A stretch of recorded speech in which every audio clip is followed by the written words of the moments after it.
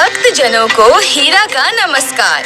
क्या आप सभी हैं श्रीमद् भागवत कथा सुनने को तैयार? श्रीमद् भागवत है पुराणों में सबसे खास और आप सुनने वाले हैं ऐसे हीरा और मुझ पन्ना के साथ। तो भक्त जनों, हम आपको ले चलते हैं उस काल में जहाँ द्वापर युग बीतने के बाद कलयुग बढ़ा चला आ रहा था टेढ़ी चाल में। ये अचानक इतना शोर क्यों मचने लगा पन्ना? ऐसा कौन आ रहा है जिसके डर से लोग इधर उधर भाग रहे हैं? ये कलयुग आ रहा है हीरा। सतयुग, त्रेता और द्वापर बीत जाने के बाद इसी का समय शुरू होता है। तो इसमें इतना डरने की क्या बात है? क्या कलयुग बहुत बुरा युग है? हाँ, ये बहुत बुरा और भयानक युग है। ये अधर्म का युग है जहाँ चारों तरफ पाप, बुराइयों, हिंसा, चोरी, अपराधों, भ्रष्टाचार के निशान रहेंगे। जहाँ लोग भूख, गरीबी, बीमारियों, दुखों, निराशा से परेशान रहेंगे। कलयुग में वेद, उपनिषदों, ज्ञान और धर्म का लोप होगा। हर तरफ अधर्म और विकारों का जोर होगा। हे भगवान, तो क्या इस बुरे समय में लोगों की किसी तरह रक्षा न होगी? क्या कलयुग में लोगों को कभी सुख, शांति, समृद्धि नहीं मिलेगी? सुख, समृद्धि, शांति, आनंद, भक्ति सब कुछ उन्हें मिलेंगे जो पूरी श्रद्धा से श्रीमद् भागवत की कथा सुनेंगे। श्रीमद् भागवत वो क्या है? श्रीमद् भागवत की महिमा अपरंपार है। इसमें सारे वेद, उपनिषदों, पुराणों का सार है। ये वही कथा है जिसे मुनि शुकदेव जी ने राजा परीक्षित को सुनाया था और उन्हें कलयुग के प्रभाव से मुक्त करके मोक्ष दिलाया था। ये कथा जीवों का उद्धार करने वाली है, भक्ति बढ़ाने वाली है, ज्ञान दिलाने वाली है। इसका प्रभाव इतना है कि बुरे से बुरा आदमी भी इसे सुनकर सुधर जाता है। भक्तों को भगवान मिल जाता है, योगियों को ज्ञान मिल जाता है और हम जैसे आम संसारी जनों को सुख, शांति, समृद्धि पाने का रास्ता मिल जाता है। इतना ही नहीं, इसे सुनने से प्रेत योनि में पड़ा जीव भी स्वर्ग पहुंच जाता है। बस यूं समझ लो, इससे सबकी मुक्ति का द्वार खुल जाता है। अच्छा, इतनी खूबियाँ! ऐसा क्या लिखा है श्रीमद् भागवत पुराण में? अरे ये पूछो, इसमें क्या नहीं लिखा है।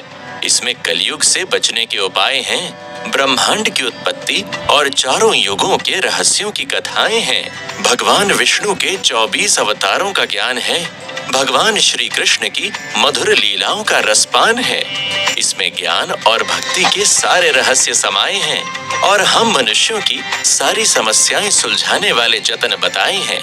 जो इसको सुनता है उसका कल्याण ही कल्याण होता है और जो नहीं सुनता उसको तो फिर कलयुग रगड़ रगड़ कर धोता है।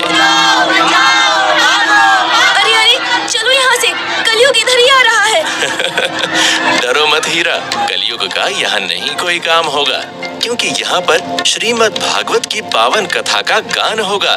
तो भक्त जनों, आइए सुनते हैं श्रीमद् भागवत की पावन कथा जो मिटाती है जन्मों जन्मों की व्यथा। भक्त जनों, ये है श्री कृष्ण का पावन वृंदावन धाम, जहाँ नारद मुनि करते चल रहे थे नारायण नाम का गुणगान। तभी उनकी नजर एक सुंदर स्त्री पर पड़ी जिसके पास उसके 2 बेटे थे, बहुत बीमार, कमजोर, थके हुए से। वो स्त्री फूट फूट कर रो रही थी, बार बार अपनी हिम्मत, अपना धैर्य खो रही थी। नारायण नारायण नारायण नारायण। हे कृष्ण, हे मुरारी, दया करो, मेरे बच्चे की रक्षा करो। इस हाल में ये दोनों कैसे जी पाएंगे? इस तरह तो ये दुनिया से चले जाएंगे। हे देवी, तुम कौन हो और इस तरह से क्यों रो रही हो? इन दोनों की इतनी बुरी दशा क्यों दिख रही है? ऋषिवर, मैं भक्ति हूँ, ईश्वर भक्ति। मैं दक्षिण भारत में पैदा हुई। कर्नाटक प्रदेश में मेरा विकास हुआ। महाराष्ट्र में भी मुझे सम्मान मिला, लेकिन गुजरात तक आते आते मैं बूढ़ी हो गई थी। श्री कृष्ण की कृपा से जब से वृंदावन आई हूँ, मेरा रूप, सौंदर्य, यौवन वापस आ गया, क्योंकि यहाँ भक्ति की बड़ी महिमा है। यहाँ आकर मेरे में तो नई ऊर्जा का संचार हो गया, लेकिन ये मेरे दोनों बेटे, ज्ञान और वैराग्य, इनकी हालत दिन ब दिन बिगड़ती चली जा रही है। हे मेरे विधाता, समय की ये कैसी चाल है? कभी ये योगियों, तपस्वियों के चहेते और अब इनका हाल बेहाल है। भक्ति देवी, मैं तुम्हारा दुख समझता हूँ। ज्ञान वैराग्य का अच्छा समय द्वापर युग के साथ ही समाप्त हो चुका है। अब कलयुग आ गया है। अब ज्ञान और वैराग्य को कोई नहीं पूछेगा। उनकी भरपूर अनदेखी होगी। फिर भी भगवान श्री कृष्ण की कृपा से भक्ति में कलयुग में भी महिमा होगी। मगर ऐसा क्यों है ऋषिवर? पुराने युगों में तो लोगों के जीवन का ही आधार ज्ञान और वैराग्य था। अब ऐसा क्या हो गया? क्या लोगों का विवेक नष्ट हो गया है? अब कलयुग आ गया है देवी। लोग ज्ञान और वैराग्य को नहीं पूछेंगे। वो भक्ति के पीछे दौड़ेंगे, और वो भी केवल इसलिए ताकि प्रभु की भक्ति करके उनसे अपनी इच्छाएं, अपनी मनोकामनाएं पूरी करवा सके। क्या करे देवी, कलयुग का मनुष्य ऐसा ही बेकार होगा जिसकी भक्ति में भी जमकर व्यापार होगा। पन्ना, नारद मुनि बात तो सही कहते हैं। आजकल ज्यादातर लोग मंदिर जाके पूजा पाठ करके भगवान को इसलिए मनाते हैं ताकि उनकी कोई ना कोई इच्छा पूरी हो सके। सच कहूँ तो बिना इच्छा के मैंने किसी को भक्ति करते नहीं देखा। हीरा, ऐसा सिर्फ इसलिए है क्योंकि उन्होंने ज्ञान और वैराग्य की अनदेखी कर दी है। बिना ज्ञान और वैराग्य के भक्ति या तो अंध भक्ति बन जाती है या फिर बिजनेस भक्ति। वो कैसे? मैं समझी नहीं पन्ना। बड़ी सीधी सी बात है हीरा। आजकल भक्ति के नाम पर देखो क्या क्या चल रहा है। अंधविश्वास, कर्मकांड, ऐसे ऐसे रीति रिवाज जिनसे इंसान का भी नुकसान होता है और प्रकृति का भी। ज्यादातर लोग भगवान के प्रेम में भक्ति नहीं करते, बल्कि या तो भगवान के डर से भक्ति करते हैं या फिर किसी लालच से। वो मुंह पर राम बगल में छुरी रखते हैं, दुनिया भर के पाप करते हैं, झूठ बोलते हैं और गंगा मैया में डुबकी लगाकर सोचते हैं कि सारे पाप धो लिए। वो भगवान के नाम पर व्रत रखते हैं, लेकिन सारा दिन कुछ न कुछ ठूंसते रहते हैं। और हीरा, ऐसा तब होता है जब ज्ञान नहीं होता, क्योंकि ज्ञान ही वो माध्यम है जिससे लोगों को ये पता चलता है कि ईश्वर क्या है, जीव क्या है, हमारा उससे क्या संबंध है, भक्ति करने का सही तरीका क्या है और भक्ति क्यों की जाती है। और ये वैराग्य क्या होता है पन्ना? ये बताने से पहले तुम्हें एक किस्सा सुनाता हूँ। कुछ दिनों पहले मेरा धोबी मेरे 2 कुर्ते ले गया था और दुर्भाग्य से इस्त्री करते हुए उससे दोनों कुर्ते जल गए। उनमें से एक कुर्ते के जलने का मुझे बिल्कुल दुख नहीं हुआ, जबकि दूसरे के जलने का बहुत दुख हुआ। इतना कि उसे याद करके मैं 2 दिन तक बहुत दुखी होता रहा, धोबी पर बहुत गुस्सा करता रहा। अब बताओ ऐसा क्यों हुआ? ये तो बड़ी साधारण सी बात है पन्ना। जो कुर्ता तुम्हें ज्यादा पसंद था उसके जलने का दुख हुआ, और जो नहीं पसंद था उसका नहीं हुआ। बिल्कुल सही बात पकड़ी है तुमने हीरा। जिन चीजों से हमें लगाव होता है, मोह होता है, जिनको हम बहुत पसंद करते हैं, वही हमारे सुख दुख का कारण होते हैं, और संतुष्टि या असंतुष्टि का भी। जब तक वो हमारे पास नहीं होते हम असंतुष्ट रहते हैं, हम उन्हें पाने की इच्छाएं करते हैं। अगर हमारी इच्छा पूरी हो जाती है तो हम सुखी हो जाते हैं, वरना दुखी। और जब वो चीज हमारे पास होती है तो हमें उसका लोभ हो जाता है, और डर भी कि कहीं वो हमसे दूर ना चली जाए, कहीं कोई उसे हमसे छीन न ले। तो इस तरह से हमारे सुख दुख, डर, असुरक्षा, असंतुष्टि, संतुष्टि, ये सारे भाव बहुत हद तक निर्भर करते हैं हमारे मोह, लगाव या पसंद पर, जिसे राग भी कहते हैं। मुझे जिस कुर्ते से मोह था उसका जलना मुझे दुखी कर गया, और जिससे नहीं था उसके होने या ना होने का मुझे कोई फर्क नहीं पड़ा।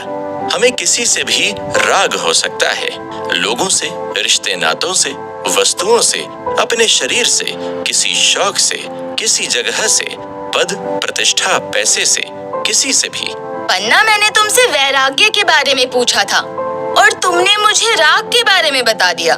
जैसे उजाले को समझने से पहले अंधेरे को समझना जरूरी है, ऐसे ही वैराग्य को समझने से पहले राग को समझना जरूरी है, क्योंकि वैराग्य का अर्थ है राग न होना या राग का विलीन हो जाना। अब ज्ञान और भक्ति के रास्ते पर चलकर हमारा चीजों से, लोगों से या किसी से भी हर तरह का मोह, चिपकाव यानी राग छूट जाता है, तो वो अवस्था वैराग्य की होती है। अब इसका एक उदाहरण रामायण से समझो। कैकई को अपने पुत्र से और पुत्र के राजा बनने की चाहत से राग था, इसलिए उसने कितने गलत कर्म किए और आगे चलकर दुख भी झेले। राजा दशरथ को श्री राम भगवान से राग था और इतना ज्यादा था कि उनके वन जाने पर राजा दशरथ दुख से तड़प तड़प कर मर गए। वहीं दूसरी तरफ श्री राम को अपने गुरु वशिष्ठ से मिले ज्ञान के कारण वैराग्य प्राप्त था। उन्हें कोई फर्क नहीं पड़ा कि वो महल में रह रहे हैं या जंगलों में, उनके लिए दोनों जगह समान थी। भारत ने भी कितने आराम से राजगद्दी और राजमहलों के सुख छोड़ दिए और तपस्वियों सा जीवन जिया, क्योंकि उन्हें भी किसी तरह की सांसारिक वस्तुओं सुख सुविधाओं का राग नहीं था। अगर हम बैठकर सोचें कि हमें किन किन चीजों से राग है और फिर हम उस राग की भावना को खुद से दूर कर दें, तो हमें वैराग्य प्राप्त हो जाएगा। मगर पन्ना, ये तो बड़ा कठिन काम है, वो भी आजकल के लोगों के लिए। आजकल तो लोग थोड़ी देर के लिए अपने फोन से दूर भी नहीं रह पाते, वो कैसे वैराग्य धारण करेंगे? यही तो कह रहे थे नारद मुनि कि कलयुग में ज्ञान और वैराग्य की अनदेखी होगी। उन्हें कोई नहीं पूछेगा। लोगों का सांसारिक सुख सुविधाओं जैसे गैजेट्स, गाड़ी, बंगला, पावर, पोजीशन, सब में मोह बढ़ता जा रहा है। वो ज्यादा से ज्यादा स्वार्थी हो रहे हैं, इसलिए आज वैराग्य की बात करना भी मुश्किल है। इसलिए तो हमारे साधु संत कहते हैं, और कुछ नहीं तो कम से कम हरि नाम कीर्तन ही कर लो। कलयुग के आते ही ज्ञान और वैराग्य की हालत बुरी हो चुकी थी, मगर फिर भी एक तरीका था जो भक्ति के साथ साथ ज्ञान और वैराग्य को भी नया जीवन दे सकता था। और नारद मुनि ने भक्ति देवी को उसी के बारे में बताया, उन्हें आशाओं का एक नया रास्ता दिखाया। क्या रास्ता था वो? सभी साधु सन्यासी और ऋषि तपस्वियों से सलाह करने के बाद नारद जी ने भक्ति देवी से कहा, भक्ति देवी, भगवान श्री नारायण की कृपा से कलयुग में भी ऐसा उपाय है जिससे आपके दोनों पुत्रों ज्ञान और वैराग्य को दोबारा नया जीवन मिल सकता है और इनको पाकर कलयुगी मनुष्य भी बदल सकता है। कौन सा उपाय है वो देव ऋषि? वो उपाय है कि इन दोनों को श्रीमद् भागवत पुराण की कथा सुनाई जाए। वो कथा सारे वेद, उपनिषदों और ज्ञान ग्रंथों का सार है। जो उस पावन कथा को सुन लेता है, उसके अंदर सोए पड़े हुए ज्ञान, वैराग्य, भक्ति तीनों जाग जाते हैं। उसका कल्याण हो जाता है। और फिर नारद जी ने सनकादि ऋषियों की सलाह पर हरिद्वार के पास गंगा के किनारे 12 स्कंध और 18,000 श्लोकों वाले श्रीमद् भागवत की कथा सुनाने का आयोजन किया। ये कथा 1 सप्ताह तक चली, जिसे सुनकर भक्ति और उसके दोनों बेटों ज्ञान और वैराग्य को नया जीवन मिल गया। दरअसल हीरा उस समय के ऋषि मुनियों को कलयुग के मनुष्य की बड़ी चिंता थी। वो आपस में विचार किया करते थे कि कलयुग में मनुष्य कम उम्र वाला होगा, वो अनेक बीमारियों, दुखों, परेशानियों से जूझेगा।